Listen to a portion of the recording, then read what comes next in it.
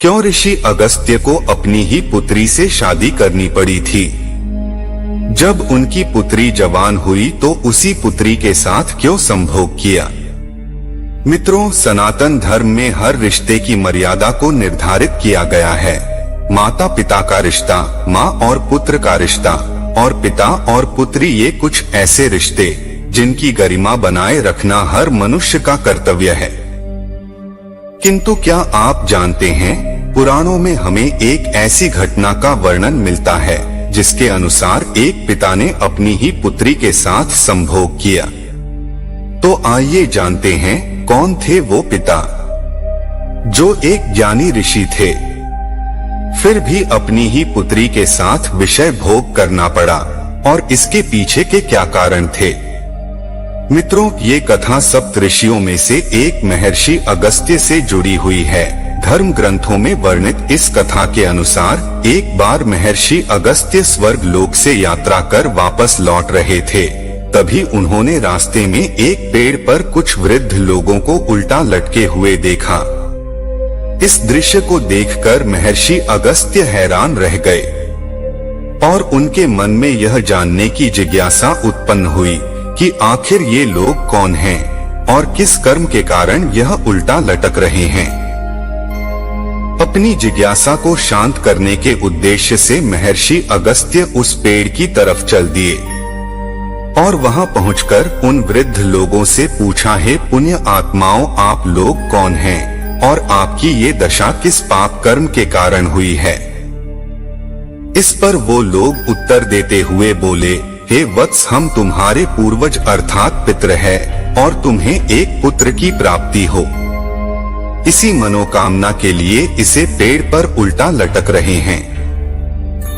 यदि हमारी ये मनोकामना पूरी हो गई तो हम लोग इसे कष्ट से भी मुक्त हो जाएंगे और हमारे पुण्य फलों में वृद्धि होगी।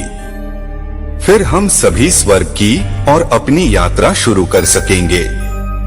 अपने पितरों के इस श्राप के बारे में सुनकर महर्षि अगस्त भी उन्हें मुक्ति देने हेतु पुत्र की प्राप्ति के लिए तैयार हो गए और बोले, पितृगण, आप सभी की मुक्ति के लिए मैं अवश्य ही एक पुत्र उत्पन्न करूंगा। और इतना कहकर वो वहां से अपने आश्रम की ओर चल दिए। अगले ही दिन से वो अपने लिए एक उचित जीवन संगिनी की खोज करने लगे, किंतु काफी खोजने के बाद उन्हें कोई ऐसी कन्या नहीं मिली जिसे वो अपनी अर्धांगिनी बना सके।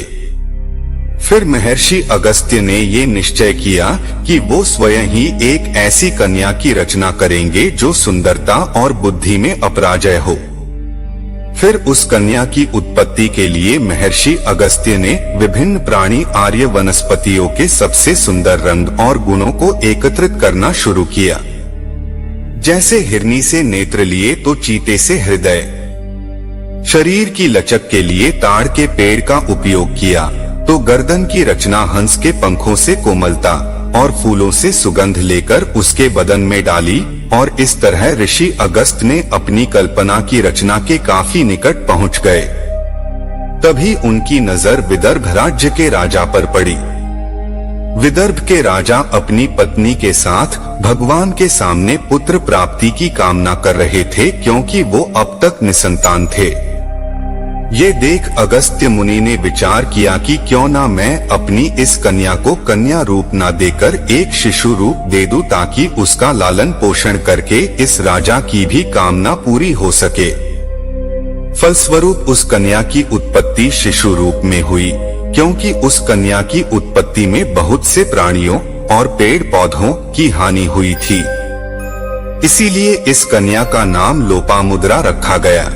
फिर समय बीतता गया और धीरे धीरे लोपामुद्रा बाल्यावस्था से व्यस्त अवस्था में पहुंच गई। अब उनके पिता उनकी शादी के बारे में सोच ही रहे थे कि एक दिन उनके महल में ऋषि अगस्त्य आ गए। महर्षि को महल आया देख विदर्भ के राजा ने उन्हें प्रणाम किया और बैठने के लिए उचित आसन दिया। फिर पूछा, महर्षि कृपा कर बताएं, आप यहाँ किस उद्देश्य से पधारे हैं? तब महर्षि अगस्त्य बोले, हे राजन, आपकी पुत्री का हाथ मैं अपने लिए मांगने आया हूँ। महर्षि की बातें सुनकर राजा और उनकी रानी दोनों ही अचंभित हो उठी और ये सोचने लगे कि हमने जिस पुत्री को इतने राजसी सुखों के साथ पाला पोसा है, उसे भला एक योगी को कैसे सौंप दें। लेकिन उनके मन में कहीं ना कहीं ये भय था कि अगर उन्होंने अगस्त्य मुनि के इस प्रस्ताव को ठुकरा दिया तो कहीं वह क्रोधित होकर उन्हें श्राप ना दे दे। इसी भय के चलते उन्होंने महर्षि अगस्त्य के विवाह के प्रस्ताव को स्वीकार कर लिया और फिर धूमधाम से महर्षि अगस्त्य और लोपामुद्रा का विवाह संपन्न हुआ। विवाह के बाद महर्षि अगस्त लोपामुद्रा को लेकर अपने आश्रम में वापस लौट गए। वहां पहुंचकर महर्षि लोपामुद्रा से बोले, हे सुंदरी, अभी तक तुमने अपने जीवन का सिर्फ राजसी सुखों को देखा है, किंतु अब तुम्हें इन सब सुखों को त्यागना होगा। और यही नहीं, जो कीमती वस्त्र और आभूषण तुम महल से लेकर आई हो, उनका भी त्याग करना होगा और एक ऋषिका की तरह ही अपना जीवन व्यतीत करना होगा। लोपामुद्रा ने भी वैसा ही किया और अपने पति के ही समान वो भी व्रत और आचरण का पालन करने लगी। दोनों ही एक दूसरे से बहुत ही प्रेम आदर रखते। महर्षि अपनी तपस्या में लीन रहते। एक दिन लोपामुद्रा आश्रम के एक नदी में स्नान कर रही थी। तभी अगस्त्य मुनि की दृष्टि लोपामुद्रा पर पड़ी। उस समय लोपामुद्रा साक्षात देवी रति प्रतीत हो रही थी।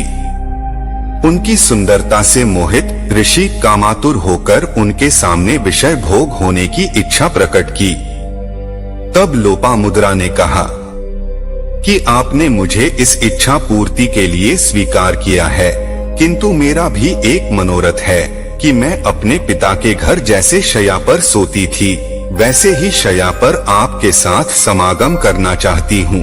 प्रिय, ऐसा करने से मेरा तप क्षय होगा। इसीलिए कृपा कर तू मेरे सामने कोई ऐसा मनोरथ बताओ जिससे कि मेरे तप का प्रभाव ना हो और तुम्हारा मनोरथ भी पूरा हो जाए। परंतु लोपामुद्रा नहीं मानी और ये हटकर बैठी कि समागम तो वो राजसी वैभव के साथ ही करेगी।